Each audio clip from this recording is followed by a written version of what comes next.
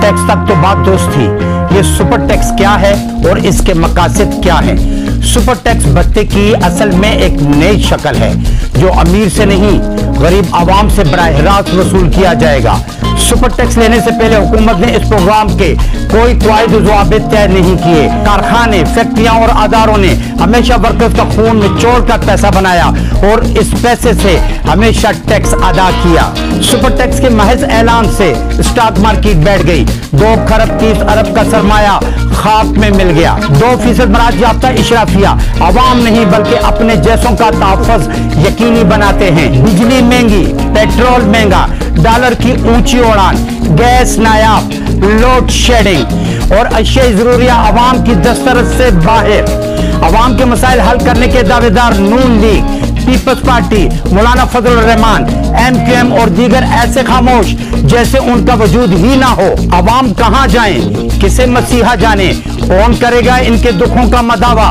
रहनुमाई के दावेदार निकले लुटेरे। सस्ता हुआ अवाम का खून, महंगा हुआ हर निवाला। मुल्क की सियासी और मुआशी हालत ऐसी हुई अबतर कि चीन, रूस और अरब रियासतें भी कनी कतराने लगी। कौन है इन सवालों का जवाब दे?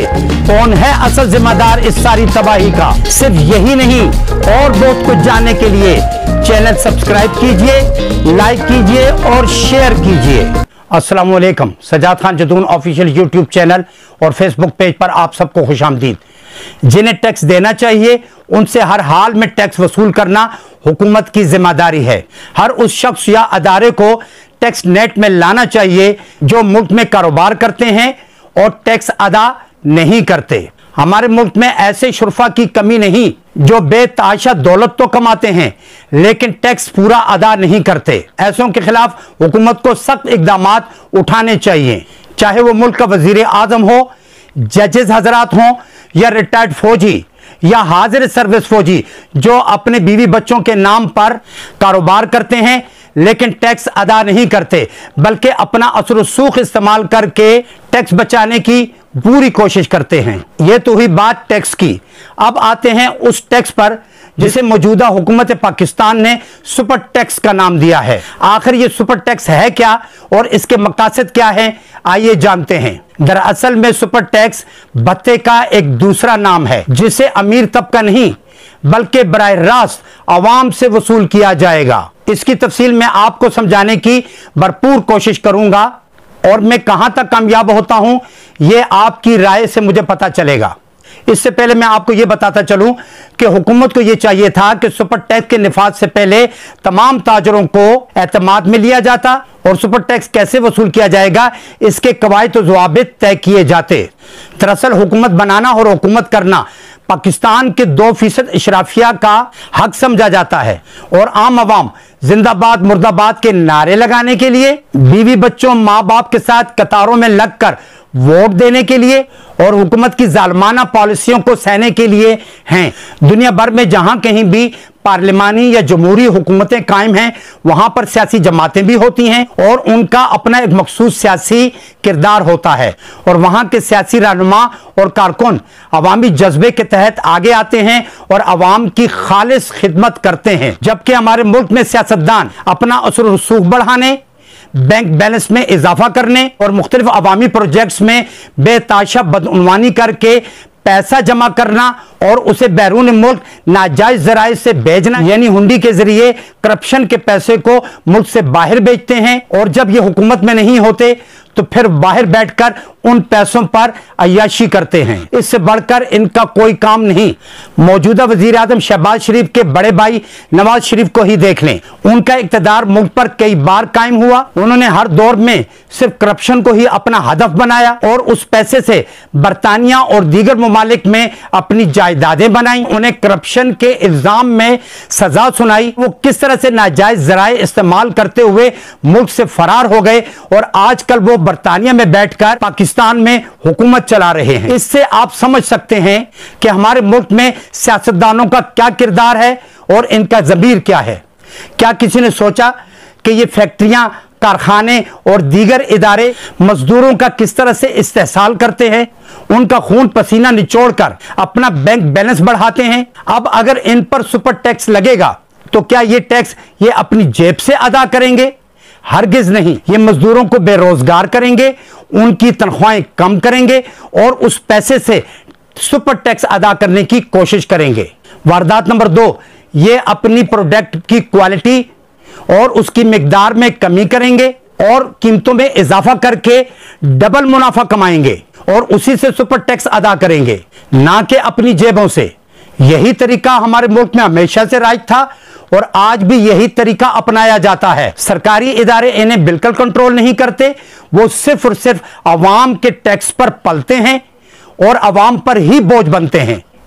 फैक्ट्रियां, कारखाने या इदारे अपनी प्रोडक्ट की कीमत में इजाफा करेंगे, जिसका बराह रास्त बोझ अवाम की जेबों पर पड़ेगा। हुकूमत को टैक्स भी मिल जाएगा, कारखाना मालकान की जेबें भी भर जाएंगी, लेकिन अवाम वहीं के वहीं रह जाएंगे, बल्कि मजीद जिंदा दरगोर हो जाएंगे। अगर कोई हुकूमत या कोई इदारा यह समझता है कि सुपर टैक्स सिर्फ और सिर्फ अमीरों को अदा करना है, तो यह उनकी भूल है। जैसा कि मैंने बताया कि सुपर टैक्स का बराह रास्त असर गरीब आवाम पर पड़ेगा। दोस्तों, यहां यह भी सुन लीजिए कि जिस दिन हुकूमत ने यह ऐलान किया कि अमीर लोगों पर सुपर टैक्स लगेगा, उसी दिन स्टॉक मार्केट क्रैश हो गई और ताजरों का 2 खरब 30 अरब रुपए का सरमाया डूब चुका।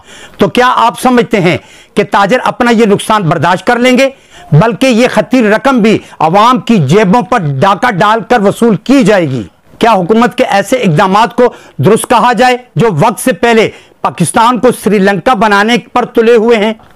खुदा न खास्ता पाकिस्तान पर बुरा वक्त आया तो ये वजीर आजम अपने पूरे टब्बर के साथ खुसूसी तैयारी में बैठकर बरतानिया फरार हो जाएंगे, जैसे उनके बड़े भाई वहां पर आरामदेह जिंदगी गुजार रहे हैं। और इनकी पॉलिसियों के तमाम मनफी असरात का असर सिर्फ अवाम पर और मुल्क पर पड़ेगा। दोस्तों, पेट्रोल की कीमतों में बराह रास्त इजाफा करने के बाद अब पेट्रोल लीवीज में मरहलावार 50 रुपए का इजाफा करने का ऐलान कर दिया गया है, जिससे महंगाई की एक और लहर आएगी।